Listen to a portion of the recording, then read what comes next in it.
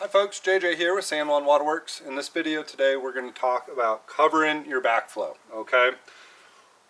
It's getting pretty cold. Any one of these nights it could drop down to the point where we're actually freezing. If that's the case, there is water inside of all these pipes that could freeze and cause damage to our sprinklers, right? Best thing to do is to drain that water out of there. Turn that water off and drain it down. But if all of that seems a little too complicated, the next best thing to do is to simply cover this whole thing with some insulation. It'll save us through those first couple of cold snaps that way. So you're going to need something to insulate that backflow preventer with, right? Old sleeping bag, old blanket, but make sure it's got actually some insulated value to it. You don't want to just, wrap a towel around it. You want something that has a little bit of insulation to it. In our case, we're using this old moving blanket here. It's actually brand new. Just bought it down at U-Haul, but we're going to fold this up a couple of times to even create a few more layers, essentially of insulation there, and we're going to wrap this thing around that backflow, save us through those cold spells.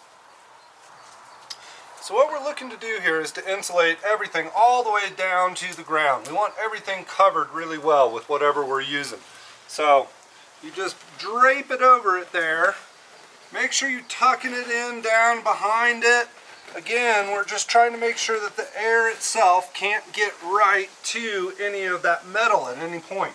Again, we really want to be sure that we're getting it down all the way into the ground there where it's actually coming into the ground. But you're just trying to get that as tight as you can there. Any of these little gaps where air could get in, we want to make sure that we're filling all of those. So once you've got your blanket tucked in there real nice and good, honestly it would probably be fine to leave it like that. But if you really want an extra step here, take a little bit of twine, bungee cord, you could even use tape, and just tape off or tie off so that if there were to be a big wind event or something like that, this wouldn't get blown around.